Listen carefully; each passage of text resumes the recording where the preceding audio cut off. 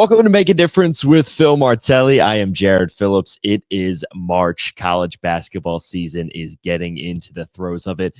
We have conference tournaments upon us, senior days, all kinds of awesome stuff to look forward to as we get into March Madness. Phil, this is the best time of the year, right? It's absolutely incredible. And your emotions, it's like every day, just watching games and then realizing that feeling. The sinking feeling for a coach is not when you lose your last game, it's the day after your last game. Because all of us have this healthy ego to say, if I just have one more day, I can change this. So you watch these celebrations, whether it's high school tournaments, which are going on, people are advancing in their state tournaments, the celebrations when teams win their conference championship. It is just, I hate to be a cliche, but it is a thrill minute in college basketball. And there's a reason they call it madness. I know we go nuts for it here on this podcast, that's for sure. There's no question about it. But before we get into that idea, like endings, the senior day, what's that really like? I have to go back to last week's show with Aaron Bracey.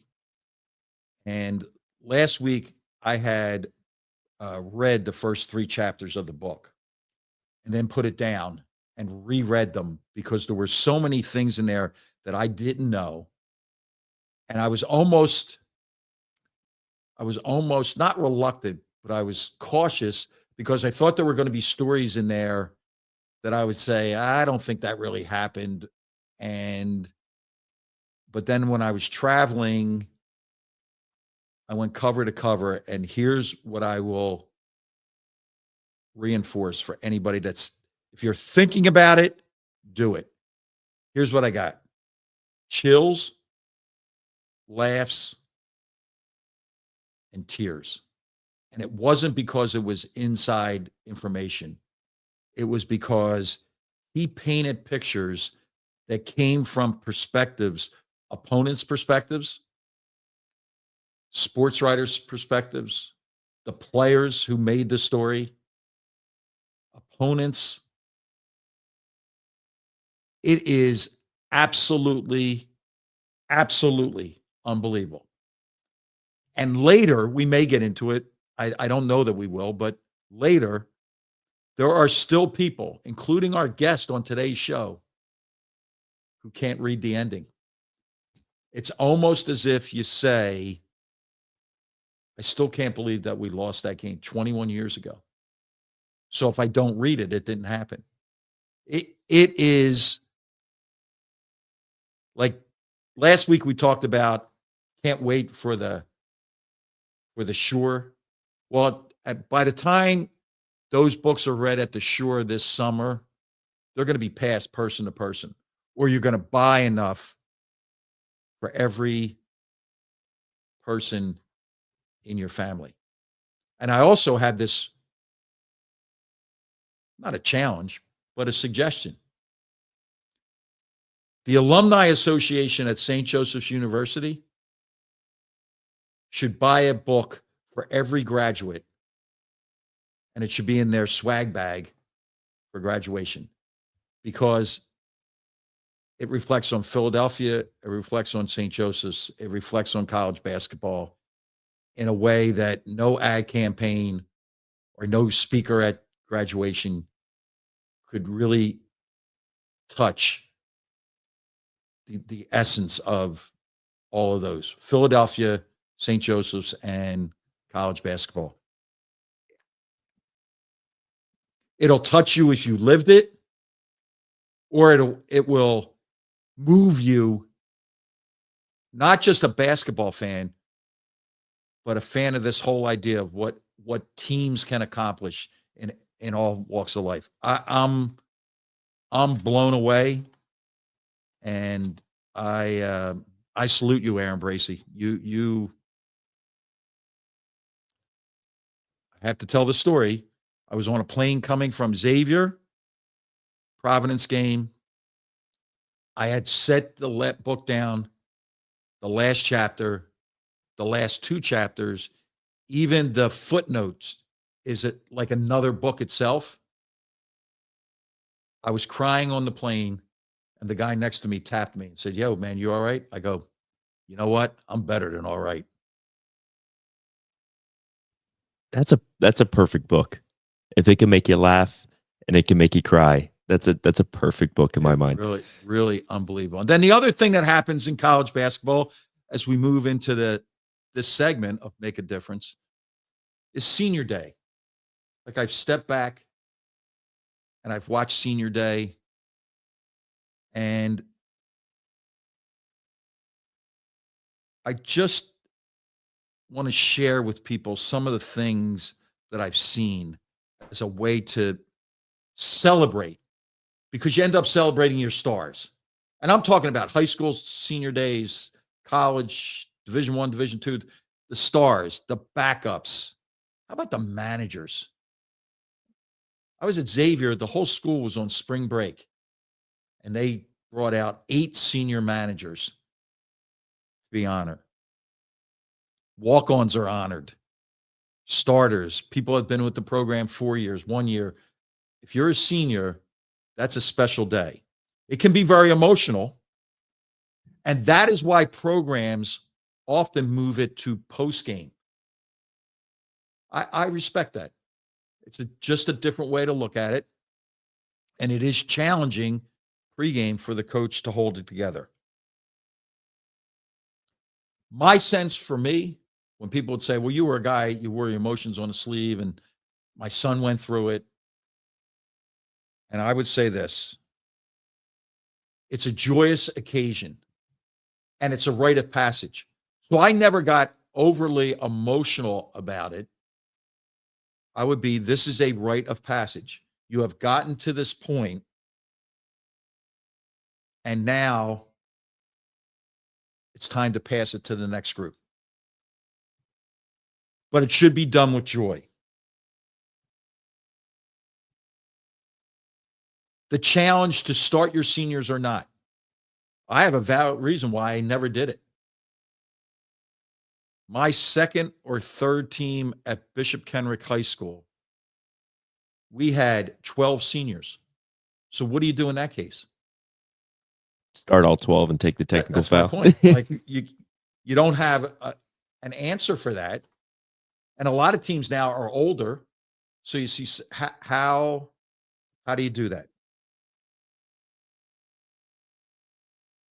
So honor your seniors and honor your families by how you play that day.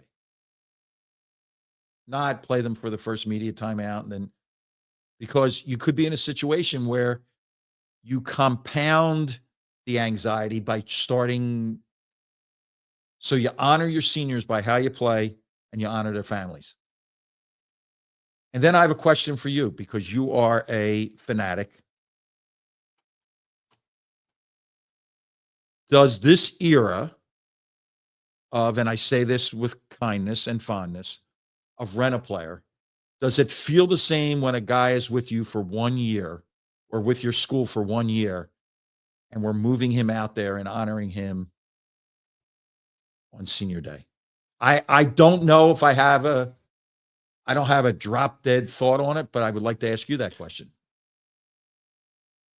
Is it a cop out to say it depends? Okay. Because I think there is so much to be said for a player that spends his entire collegiate career in this era with one program. That is a loyalty that you could say you can't buy anymore, right? There, and I'm not faulting a player that wants to move on if the role doesn't fit, if the scheme doesn't fit for them, if they have better opportunities elsewhere. There's so many reasons why players move on from programs at this era, and the autonomy that they have overall is a good thing. I I would say, making it regulated properly is another important thing.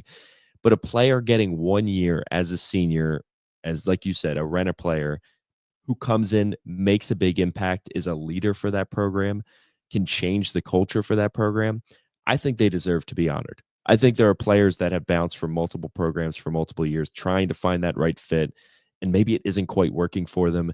And I can see as a fan base where you may not have strong feelings toward them, but I look at it even from it's not just in college, even in a pro perspective, when you have a player that comes in for one season who's just a veteran in a locker room that just provides a spark for somebody, and you're like, you know what, that guy only spent 1 year for us. He might have been paid, the vet minimum or something, but he made that difference for this group because of the leadership he brought, the impact he made as a player.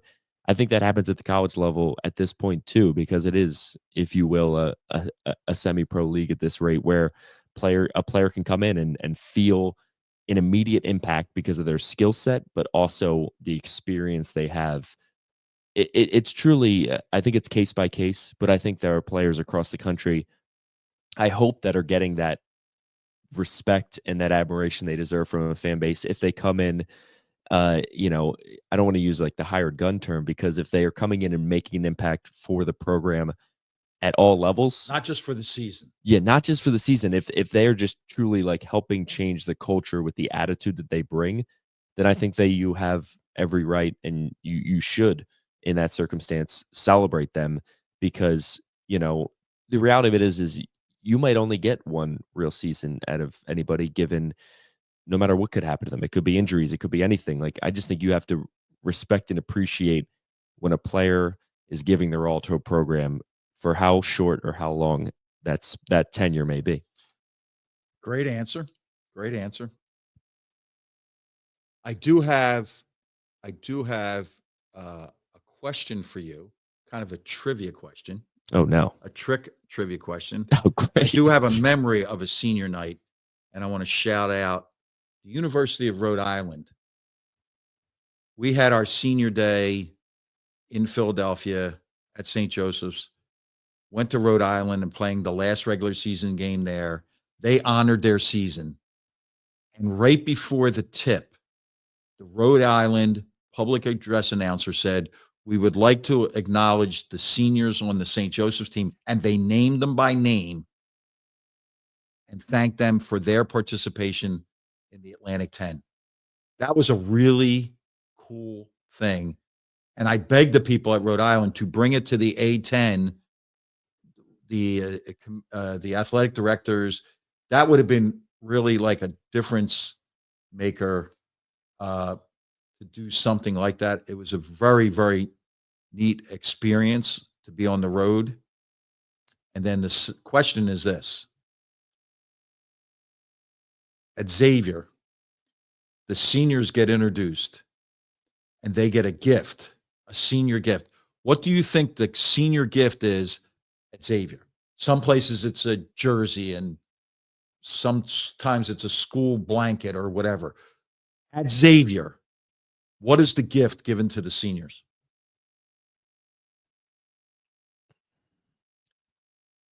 I have a crazy guess, but I don't know if I want to say it. You can say it, because I think you might be onto something. Did they give them a sword? They gave them a sword. Oh, that's so awesome. I think I've seen that before. Yeah, I was like, wait a minute. Is the it Xavier Musketeers? Yeah. And they I'm sure it's engraved or whatever. Sitting courtside, my eyes fell out of my head. Oh, it's incredible. That's Yes. incredible. I feel like I had seen that like a while back, and I'm like, that is awesome. Yeah. That is such an Wow. Good pickup by you. no leather jacket though, for speaking of throwback to last week with the A10 providing you guys with the leather jacket would be sweet. That has everyday use. I don't think I could get everyday use out of a sword as much as I try. I hope. That's an all-time. Yeah, that's a pretty incredible gift. I just racking my brain. I was like, I think I'd seen that before. Yes. Actually, that's incredible. That's really awesome. So you know what it's time for. The Martelli Minute. Brought to you by Status Solutions Network. They are committed to making a difference by providing Alicia Law compliant safety technology to schools through a grant of use, ensuring that financial barriers never stand between students and proper safety. Each community has the power and the responsibility to create real change. How can you do that? Learn more at statussolutions.com. statussolutions.com. Thank them every single week. We get a chance to brag about Status Solutions. The Martelli Minute. The Martelli Let's hear Minute. it. Trust you are always right where you are meant to be. There are no accidents. But you have to have that trust, not to worry. Forget what you have or don't have so you can focus on what you can give. Too many times we worry, I don't have that, or I don't have this status, or I don't have that title. No. What can you give?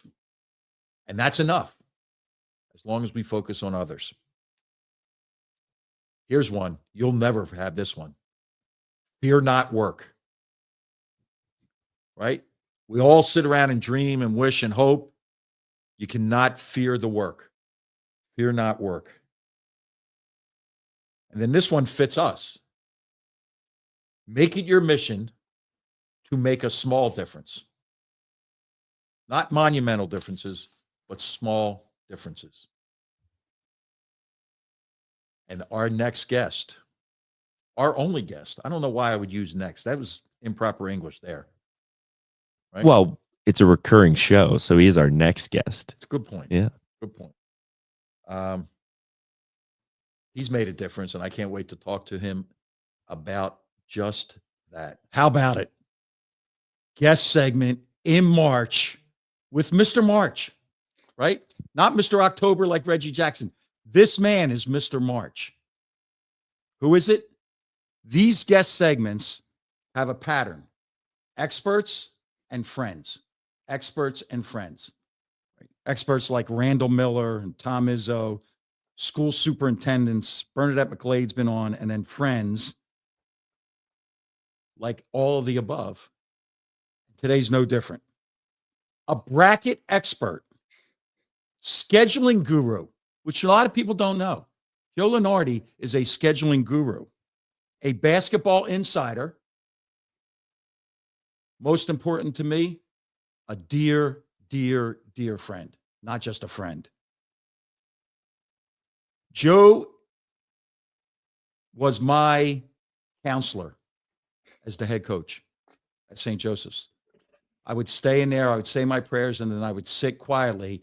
And it was the only time of the day that I was nervous was while they were warming up and I was trying to come up with these ways. And Joe would come in and we would talk. We would do a radio interview and then we would talk.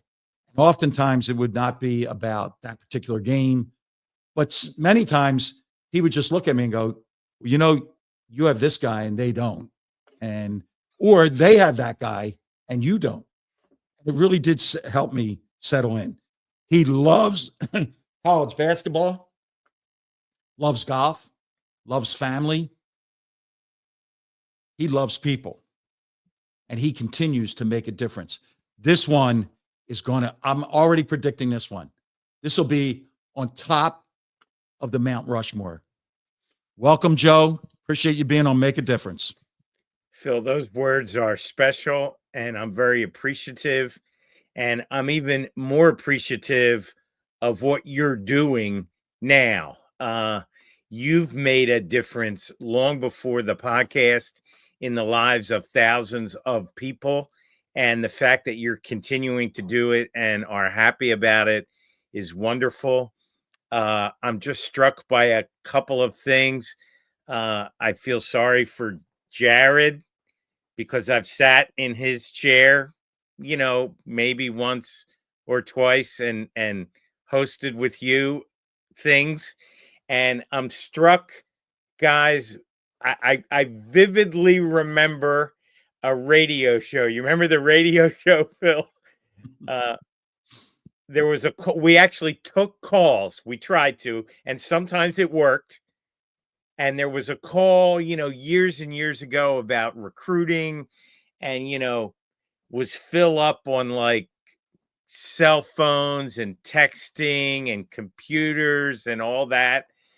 And the following was uttered, and it was, the computer is a fad. And that guy is now hosting a podcast. I couldn't sleep last night, Phil. Joe, I got a quick one for you because this was all time, and I didn't want to rag on him too hard for it, but I have to say it. The first time we set up and did this podcast here, I have all this equipment, lights, camera, motherboard, everything. And I turned to him, I said, I really love to get hooked up into the Ethernet. Where's your router? And he just goes, I don't know what that is. I just said, all right, never mind. Just let me get into the office. I'll find it. Don't worry about it. And yeah, I mean, I might run the show, but it's clear he is the show. Yeah. All right, I know Joe. that feeling too. Yeah. Joe, here's how we start. No, but those talks before the game, I have so many lifelong memories, and I learned more basketball in those moments. Like, quick example, at Xavier, January 17th of 04, turned out to be, I think, win number 15. About a little halfway through the season, it was, the Delonte game, the perfect game. Didn't miss a shot, 30 points. I mean, Xavier was really good, as everybody saw later in the year, and also went to the Elite Eight. And I'm like, the tape recorder was off, and sometimes I would just go, Phil, what do you really think? And he said, Joe, all I know is I have the two best players in the game. He said, any coach should win when that's the case. And I was like, okay, then. I was right. Joe, make a difference. Take us through your journey. How did you get to the here and the now? Father of two, and just how's Joe Lunardi here today? Where'd you come from? Family would be the first step and the formative part. Phil, I mean, we were always taught, I'm the youngest of three brothers. We were always taught to try and whatever we're doing, to try and leave it in a little better place than we found it. And certainly following my brothers to Hawk Hill and attending St. Joe's was a big part of that. I had never really had an intention to work at St. Joe's, probably like you in your formative life, but 30 some years later, and that's going to sound familiar too. And we overlapped almost all of those years. I did buy into the be a person for others. And we even had a few years of an ad campaign, as I see, this podcast. It was where people make the difference. And I think that's really true in the areas of life that I've been fortunate to be a part of. But to get to this place was people and relationships, and unknowingly majoring in college basketball by attending St. Joe's. Like, I had no idea, and you may not even know this, but my freshman year, I was covering the soccer team for the school paper, and the sports editor, someone named Owen Patterson, was the drummer in the booster club, and he gave up the basketball beat to a freshman, me, so he could be the drummer. Wow. And that basically got me front and center with Coach Lynham as a freshman. And, I've been fortunate to be around a lot of great coaches who've taught me a lot, but that was a pretty good start. No and question. I took my little Palestra pass, and I went to all those doubleheaders, even when we weren't playing. And Phil, think about the teams that came in then. So, like, I'm sitting in the press room with like John Thompson and Jim Boeheim and Digger. Who knew I would one day be on a set with Digger and have to explain to him how to count to 64? But like, that's another story. And we're going to get there. Yeah. So like, and then the guys on press row, like Dick Weiss and Dick Girardi and Bob Vitrone, who got me a job at the Bulletin in the second semester of my freshman year. And then getting assignments from the bulletin to cover Big Five games when they didn't have enough extra guys. I was just so lucky and so blessed to be, and we were pretty good, the Hawks, and a couple NITs, a couple NCAAs. It was the winningest 4-year period until you went and recruited that guy from Chester, that broke every record. So yeah, it was Wow. it was those years and all of the people that followed. Joe, the original bracket story. Give us the original one, the first moment that you went, I think I can discover the secret sauce. So one year, the A10 women's tournament was taking place at the field house. And you remember the old upstairs Flanagan Auditorium before the end zones were expanded? There was just like a kind of a mini auditorium and meeting rooms up there, and there hospitality tables and whatnot. And I don't know who was playing. It wasn't St. Joe's. Somebody was playing. And I should have been in my office across the street doing my regular job. But of course, there was basketball. So I came over. And it was maybe lunchtime. And Don DeJulia whips out like an easel with a flip chart on it. And of course, in his jacket pocket, he's got printed out the principles and procedures of how the field is selected. Right? Because it's Don, right? Would you not have that? So who's up there? Kevin Mulligan, now Father Mulligan, right? But then a sports writer. Brian Caleri, who I think was the AD at Duquesne at the time. Don and myself. And Don starts running a selection committee, the four of us, with the markers and the flip chart and the bracket and the who can play where stuff. And that, later that year, he introduced me to somebody on the committee who was the AD at GW, Jack Cavance, at the time. And I just started to ask questions like how, why, where. And mostly because I was blessed by Don, they would answer.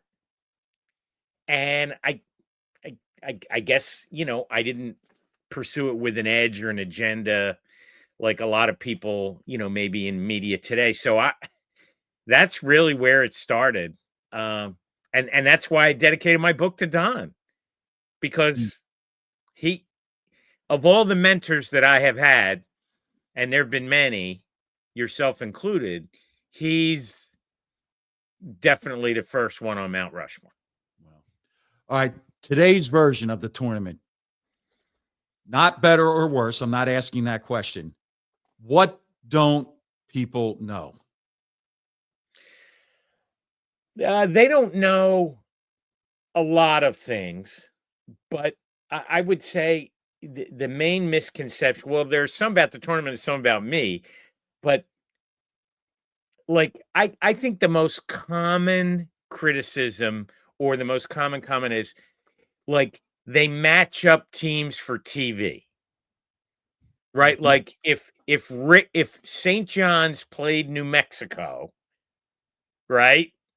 Patino versus Patino, people would say, well, they did that, right? If St. John's plays Louisville, right? Patino against, right? And, there have been countless examples of this over the years, but anybody who's gone through the mock exercise, and I know you have, Twice, right? Like that, the mechanics of it, that's just not how it works.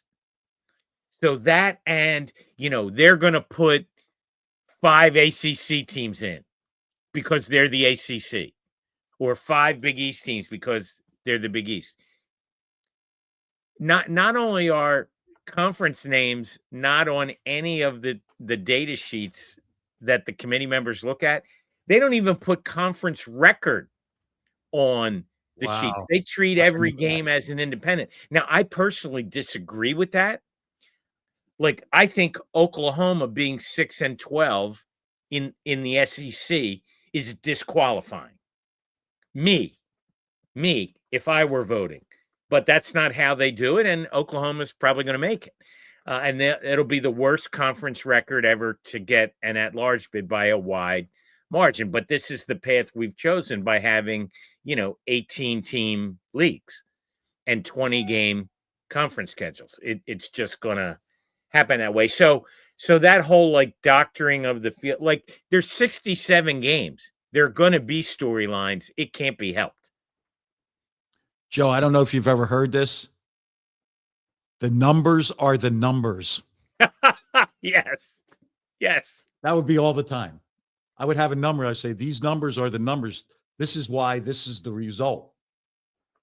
And the selection is really a numeric. It's a pattern or a test, right, Joe? The numbers are all going to work out. It's an art and a science, I think. But it's people have accused it of being formulaic, and I would say that since the introduction of the net in 2019, it is far more formulaic, and there are more administrators and fewer basketball types in the committee room, and that has changed it as well. Like, example, if today was 2004, we would not have been in one seat because they do it differently now. And that makes me sad. Good point. Just because. So, Joe, you've had a lot of interactions. The funniest interaction you've had with a coach and then a fan base, because one of the things he's referring to, Jared, is there are any number of coaches. I'm not going to put a percentage on it. There's any number of coaches / fan bases that believe Joe Lunardi has an open line to the committee room. No, this is what I always thought. I always thought it's a it was fact. He would just bend the ear. But yeah. So, Joe, what's the funniest that's ever happened with a coach / fan base? Well, let's put the fan base out of the way first, because they're all playing for second after Kentucky. They're all playing for second. And one time I was speaking to the Tennessee boosters, and I said, let's have a little fun. So I got my phone out and I tweeted something like, I'm thinking of dropping Kentucky to a 2 this week, right? And I put the phone on the table, talked for 20 minutes, picked it up after, and read to the Tennessee people what the Kentucky people were suggesting I do with relatives that I don't have.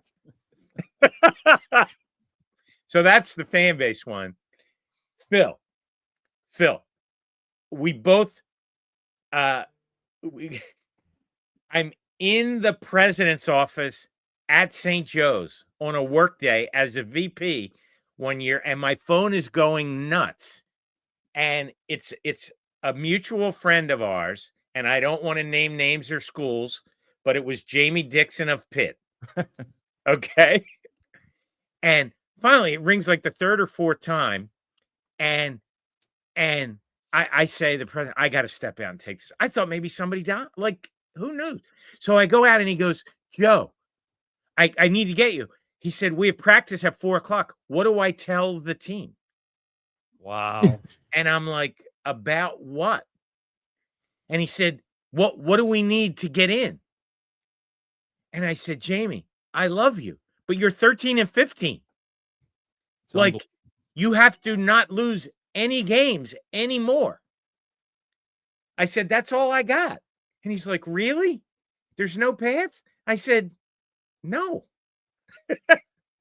Wow. So I'm like the Dr. Phil, if you will, but because the committee doesn't or won't answer. And, because you've given my number over the years to like half of America. They call. What's he thinking? I don't know. Call him. Right. Come on, what can I do? Joe, expansion. Yes, no, it's coming. There's a certainty, and it's going to change us. I'm not saying for the better or the worse. Your thoughts?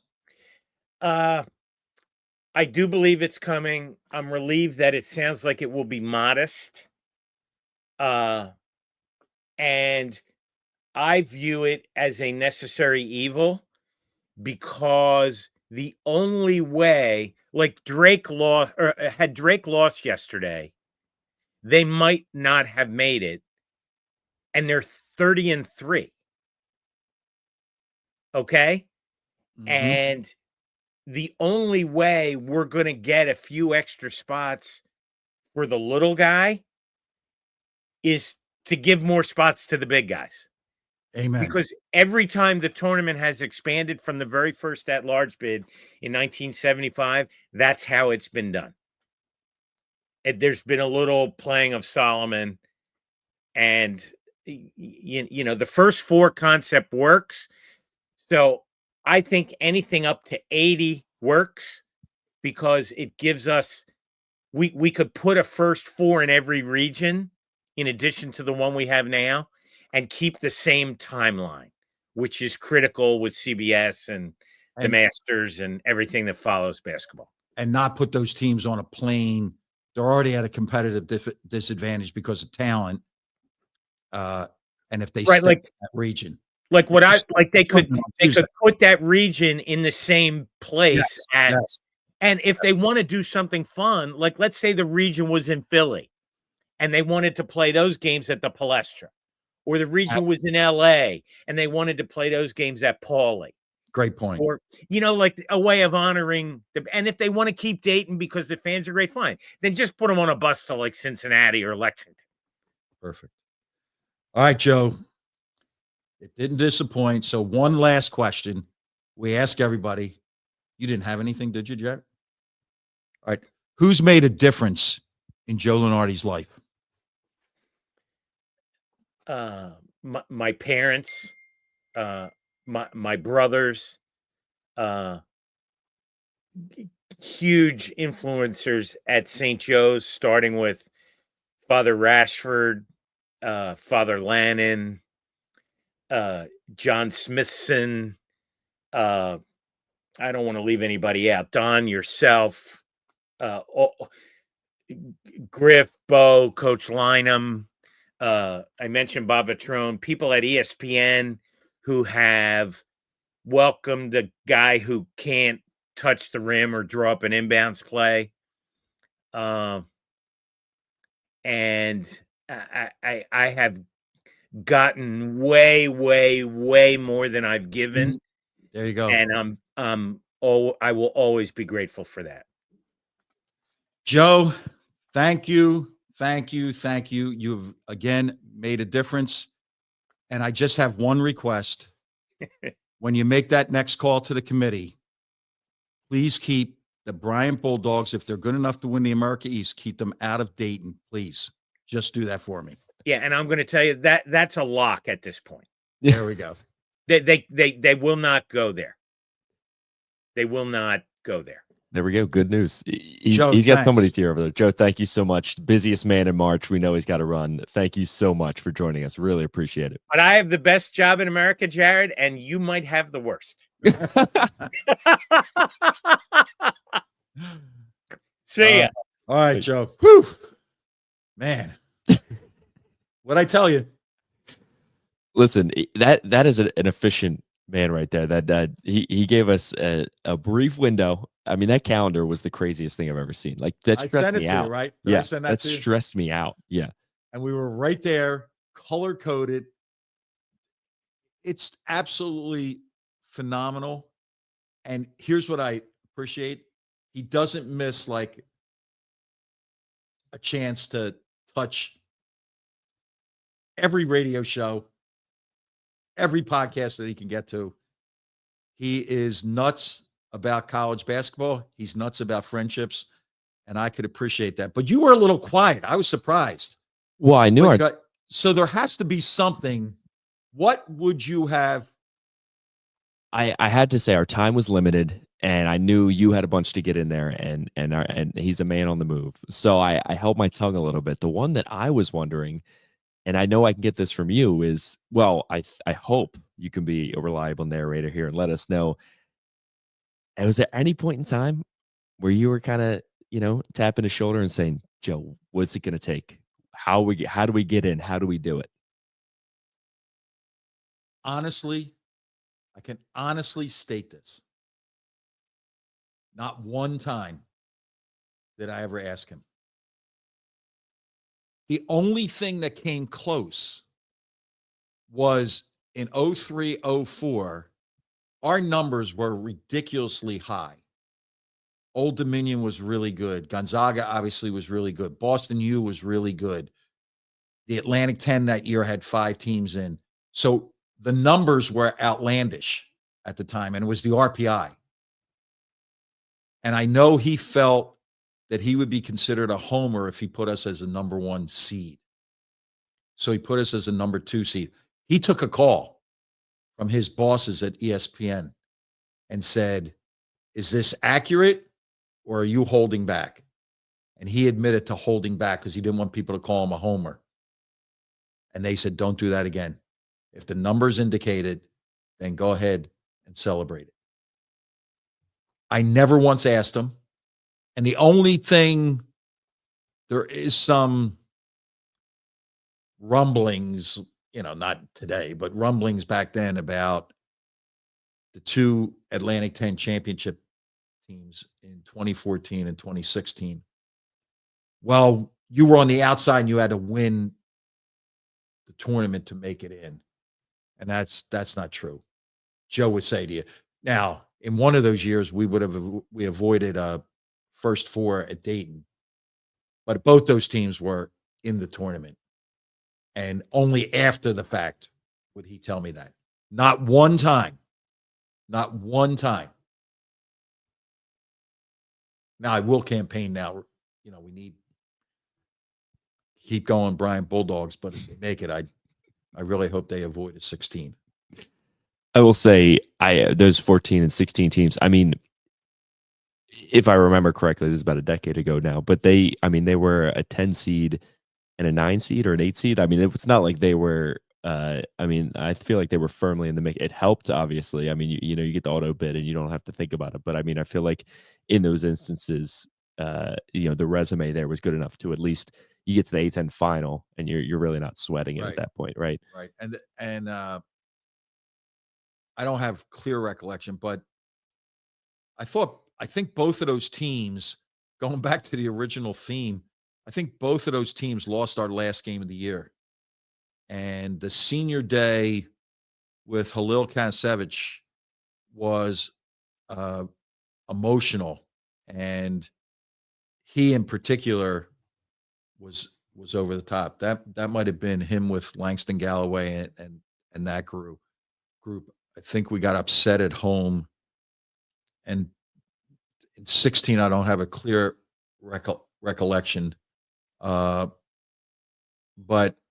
I never felt like Joe had to tell me. I would ask him on radio shows, or he did Hawk Talk TV, and I might say to him, is there a fan base out there that should be sweating that thinks they shouldn't? Or is there a team that is too confident? And I could always get information there. And then that would lead to calls and saying, what does he know? And I had to tell him, I don't know. But what a terrific segment. And again, thanks, Joe, for squeezing us in and being excited about being on Make a Difference. All of our guests have been that way. He's been very positive about it. He really threw you under the bus as a co-host. I haven't thought it hasn't been that bad. I mean, he was, I don't know what you were doing to him back in the day, but a lot of it goes back to, those awards that we won on Hawk Talk.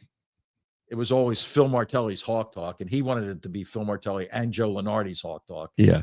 And, but he's a dear friend. And if anybody's looking for him in April, May, June, July, August, he's not on the beach in Ocean City. He's on the best golf courses because he's become a legendary golfer. I mean, he's earned it with this question. month. There's no doubt about that. He might be probably the busiest man in March, but on a month-to-month basis, you might be second We're because getting we got to know where you've been, and we getting know there. there's a lot coming up. You know, where I've been, I think you do extraordinary work on getting these clips out, and they are then followed up with email to make a difference. P&J make a difference, that email. And I noticed a theme. Last week, if you remember, we talked about, would you as a fan rather win the regular season conference? And so many more teams have cut down the nets than I ever remember. Or would you get into March Madness and win a game? And it's been interesting, the responses coming back. And I would say overwhelming responses have been, would rather win a game in March Madness than win a regular season. That's interesting. So thank you for everybody that's responded. I think because when you frame it from the fan perspective, I think all fans at the end of the day are just like, I'm never going to brag about the conference regular season title, but I'm going to brag about that Sweet 16 win. Or I mean, it's like they're always going to want to have that moment in March. But I know as a coach and as a program, you're like, man, we just went through the ringer for like 18 games and we came out on top like that. I don't care that, like I said, we lost a 215 game in Oregon, 3,000 miles away from our gym against a team that we haven't seen all year, that we had to prep for in 48 hours. Like it's the beauty of the tournament, but it's like, it's so much. It's what makes the game beautiful, and what makes the tournament beautiful is also what probably can drive a coach nuts because of the lack of, the way you prep and the way you we have plan. one like that. We lost to the Oklahoma team with Blake Griffin as a freshman. I was down there, right, with Pat Kalathis and Rob Ferguson, Ahmad Nivens, Tashi Carr. We had lost the Atlantic 10 championship to Temple. We went down there, and it just didn't have that same buzz. We played in the afternoon, and you're also playing against a great NBA player who, and it was away from home. That was a really interesting. That was a really interesting one, and probably a team at St. Joseph's that's underappreciated because made the tournament as an at-large, right? And think about at-large and making the tournament. That might not exist for the Atlantic 10 this year. It's the bids are shrinking for sure for that conference. But yeah, we drove down there. Wow. Me, mom, and dad, Julian drove down there all the way down to Alabama, Birmingham, right? That's it. Yeah. That was a fun trip. All right, so where have I been? The Aaron Bracey podcast responses have taken up some time, and a lot with laughter and a lot with tears, and a lot of people saying, I don't remember that. And that's the beauty of the book, is that he's giving it from different perspectives that you wouldn't have been, because they're your perspectives. Terrific job again. Did a podcast with the Heart of Philadelphia, focusing on the Coaches versus Cancer breakfast, which we're going to talk about. And then did a national podcast with Less on Sports coming out of maybe North Carolina. And Les is been there, done that. When he sent the list of who had been on, and there were Olympic gymnasts, gold medal winners, and we did an hour with my grade school teammate and friend for that long, Steve Stefano. And it was so quick that they've invited me back, and they want to get into the tournament. And I told them going in that's not my thing. I'm not picking teams, and but it was really cool. And then a coach went to an officials dinner in Bucks County. Don Schaefer was kind enough to invite me through my legendary player at Bishop Kenrick High School, Jim Bolger. And I went up there, and Joe Rabzinski was there, an author. and the coach at North Catholic and Bishop Egan. Jimmy Koskinen, who leads the officials coaches versus cancer fight. His brother, Bill, was my teammate in grade school again, was on the path to be another NBA official from Delco. He was that good, and he was taken and lost a battle to cancer. Jim, in name of his brother, is pushing this thing forward. The legendary Hall of Fame referee, Steve Javi, in the audience, along with middle school officials and high school officials, people getting ready for PIAA. I got a chance to go up there and to share with them. I was participating in a mock selection for the NIT to get the mechanics. These were not actual teams, but I did a mock selection with the NIT and then flew out and did Providence and Xavier. And can't thank Tom Eisner, the sports information director at Xavier, and Austin Parks at Providence. The coaches were so accommodating. And man, was it a physical bang it out Saturday afternoon game, senior day game. Xavier getting another win, and Providence fighting all year, every game again.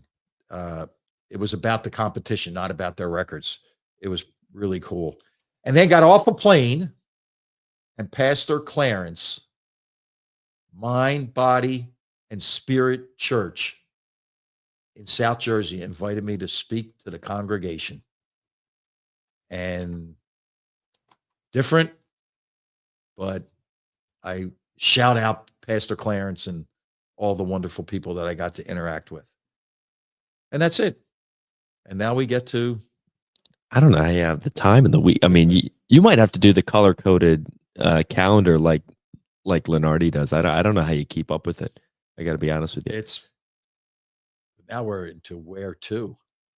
Busy week coming up, especially in the middle of March here. It's getting it's ratcheting up. Yeah, so we're gonna actually, watch the Bryant Bulldogs semifinal game coming up. By the time we air, they will either be in the championship or they'll be celebrating 21 wins and possible postseason play for them. We want to set up the Coaches versus Cancer breakfast. And I just got word the last couple days we're at about 350 guests, hoping for 400. Monday, March 17th, Plush the Floor, 8 o'clock. We have welcoming messages from a Joe Lunardi, from a Bruiser Flint. We have the region split up. We have media members who will announce their favorite, their dark horse, their upset special. Coaches, Dave Pauly, John Griffin, Herb McGee, Speedy Morris, along with the current coaches who will be there for the kickoff portion of the day, and some Big Five and Drexel Hall of Fame players. And we want to get their perspective on the tournament. Terrific day. And I might be able to wiggle in a Make a Difference podcast from the floor of the Plestra. We're going to work on that. That's the plan. That's what we're working on. I am really anxious to set up a call with ASTM, company in Conshohocken. We're going to speak on the 19th for that company, but I want to make that call. Also, Northwest Mutual. How about this town hall? A town hall on Selection Monday night with, I'm the moderator, Bo Ryan and Seth Greenberg will be the guest. Leadership / coaching / all right, give us the bracket. Who do we think? You're the moderator. I'm the moderator. Have you ever moderated anything before? Oh, absolutely. Absolutely. making a connection with the Turkish officials. They're still building us up. Michael Rouse from ESF, NBA International's now involved. We're building to something that we're going to announce hopefully in the next 7 to 10 days. Then I'll travel either to Indy or to Bryan for the America East final. Don't want to put one thing in front of the other yet.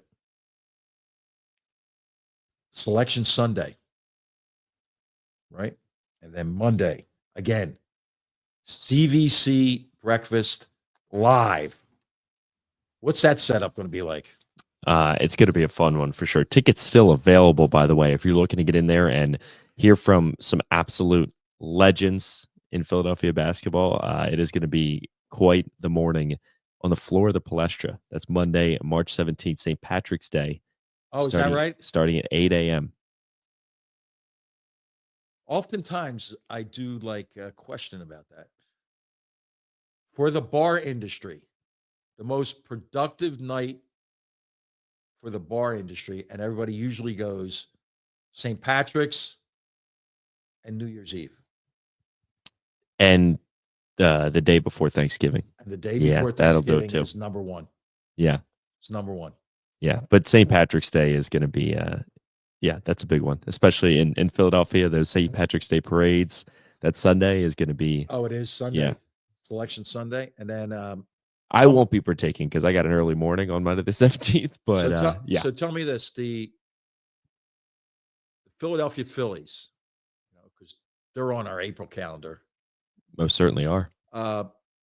Do they still do the green uniforms and the big celebration in Clearwater, or have they done away with that?